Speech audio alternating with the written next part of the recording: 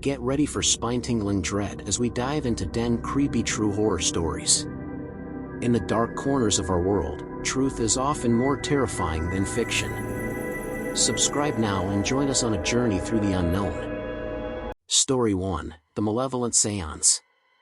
In the heart of the Sinister Mansion, a group of paranormal investigators had gathered, determined to uncover the secrets that had plagued the mansion for centuries. As they lit candles and began the séance, an eerie stillness descended upon the room.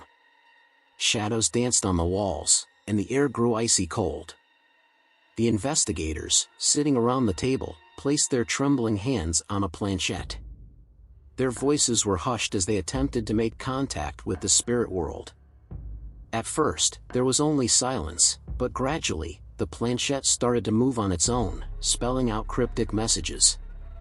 As the séance progressed, the atmosphere grew heavier, and the temperature plummeted further. The table beneath their fingertips began to levitate, a manifestation of the supernatural force they had awakened. Whispers filled the room, unintelligible and menacing. Then, without warning, a blood-curdling scream pierced the air. The room plunged into darkness, and the investigators were thrust into a maelstrom of fear. The table crashed to the floor with a deafening thud. With trembling hands, they fumbled for their flashlights and illuminated the room, but one of their own was missing. Panic set in as they searched the mansion, calling out their missing colleague's name, but there was no response. It was as though he had vanished into thin air. Returning to the parlor in desperation, they found a message scrawled in blood on the wall, the words appearing before their very eyes: "He's mine now." It was a bone-chilling declaration of the malevolent entity's possession. Their dread deepened as they realized that their missing comrade was not gone but had become a vessel for the entity. His eyes were empty, and he spoke in a voice that sent shivers down their spines, warning them of the horrors to come.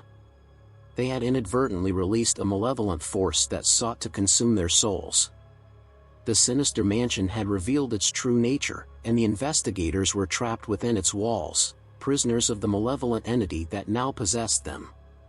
It was a fate worse than death, as they became a part of the very hauntings they had come to investigate, lost to the darkness that had always lurked within the mansion's depths. In the end, they learned that some secrets should remain buried and that meddling with the supernatural can lead to a terrifying and inescapable destiny. With dread gripping their hearts, the remaining investigators were left with a chilling realization: they were now entangled in a malevolent force's web of despair.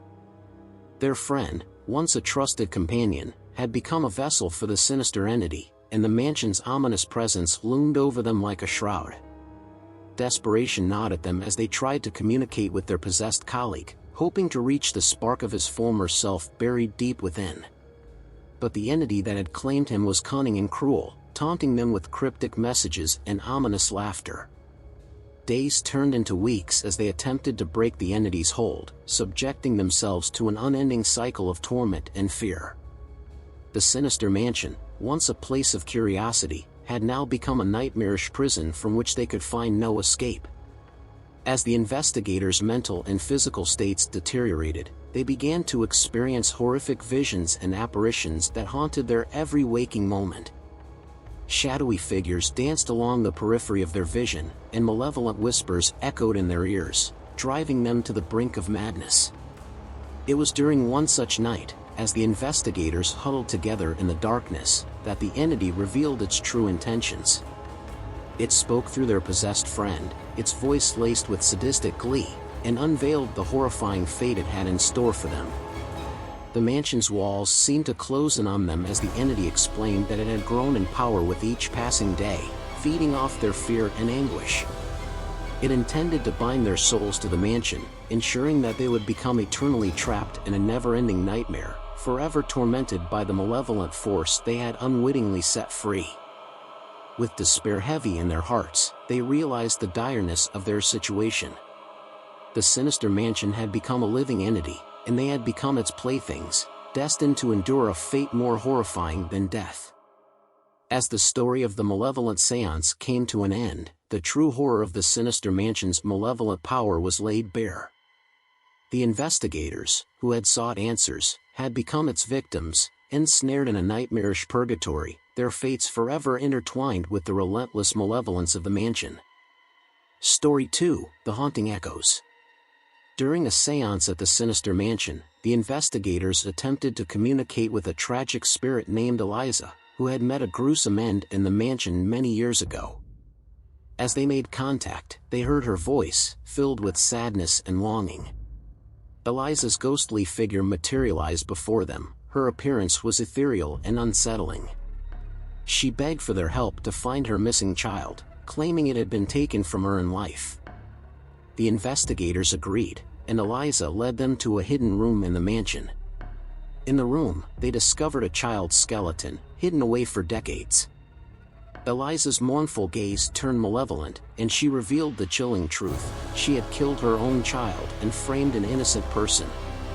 She had lured the investigators to the Sinister Mansion to become her next victims, trapping their souls in a never-ending nightmare.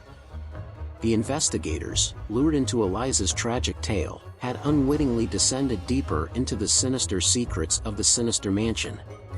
They followed her ethereal figure through the winding corridors and hidden passages until they reached a concealed room. The room's atmosphere was heavy with the weight of secrets, and the air was thick with the scent of decay.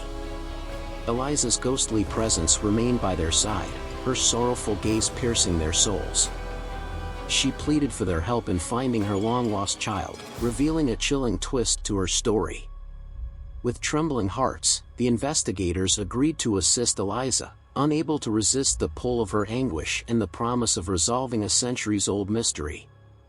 In a chamber hidden beneath the mansion, she unveiled the grisly truth, leading them to a small, hidden chest. As they opened the chest, the flickering candlelight revealed a child's skeleton, nestled among long-forgotten toys and clothing. Horror washed over the investigators as they comprehended the chilling reality: Eliza had killed her own child. Eliza's mournful eyes transformed into something far more malevolent, her spectral form contorting into a grotesque, nightmarish visage. She confessed to the investigators that her story was a deception, a trap to lure them into her web of darkness. She had framed an innocent person, leaving them to be blamed for her own heinous crime.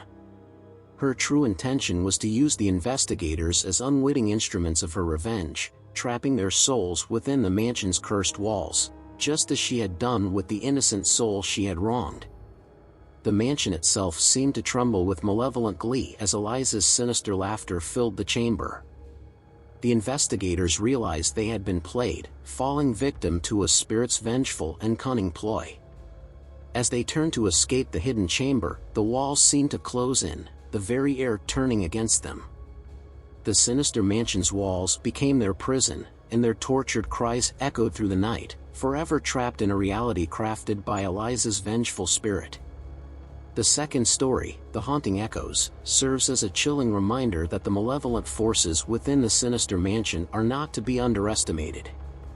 Eliza's deception and cruelty were more sinister than anything they could have imagined, and the investigators were now forever bound to the mansion's nightmarish destiny. Story 3: The Séance of Deception. A renowned medium, Madame Elspeth, arrived at the Sinister Mansion to conduct a séance. As the séance began, a sinister presence claimed to be the spirit of the mansion's original owner, Samuel Blackwood. He told a tale of betrayal, murder, and treachery that sent shivers down the investigators' spines. Madame Elspeth seemed to be in a trance, speaking in Samuel Blackwood's voice. The entity demanded revenge, and the investigators were coerced into performing a dark ritual to exact it. They soon realized that they had been manipulated. In a shocking twist, the entity revealed its true identity as a malevolent demon that had been imprisoned within the mansion for centuries. It had used the séance to gain power and escape its confinement. As the demon's form materialized, the lights went out, and the room echoed with unholy laughter. The Sinister Mansion was no longer just haunted, it had become a gateway to a nightmarish realm, and the investigators were trapped in a horrifying reality of their own making. The renowned medium, Madame Elspeth, had orchestrated a séance like no other at the Sinister Mansion.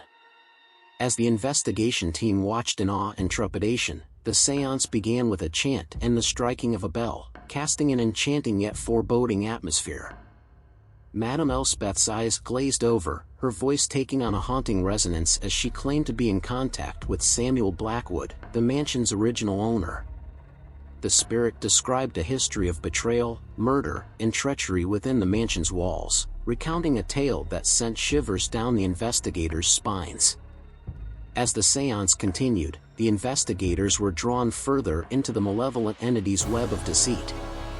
With each word, they felt a growing urgency to seek revenge on those who had wronged Samuel Blackwood, for the spirit's tormented voice was filled with despair and malice.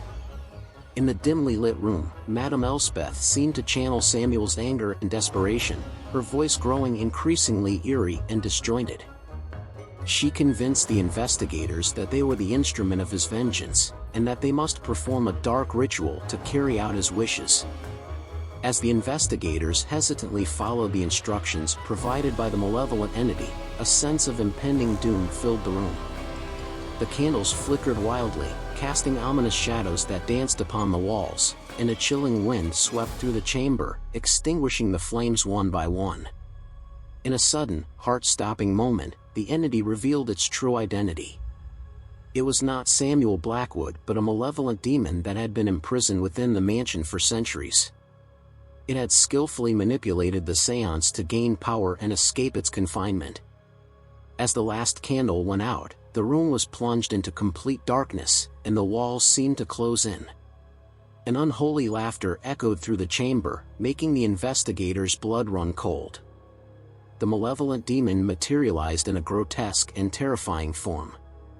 It was clear that the sinister mansion was no longer just haunted by spirits, it had become a gateway to a nightmarish realm, and the investigators were now trapped within a reality of their own making.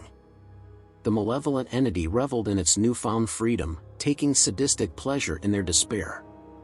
In the end, the investigators realized that they had become pawns in a malevolent entity's twisted game, and their attempts to exact revenge had only led to their own horrifying fate. The sinister mansion had ensnared them, and they were now prisoners in a nightmarish dimension, with no escape in sight. The Séance of Deception serves as a cautionary tale, reminding us that not all entities summoned through the supernatural are benevolent, and meddling with forces beyond our comprehension can have terrifying consequences. Wilderness.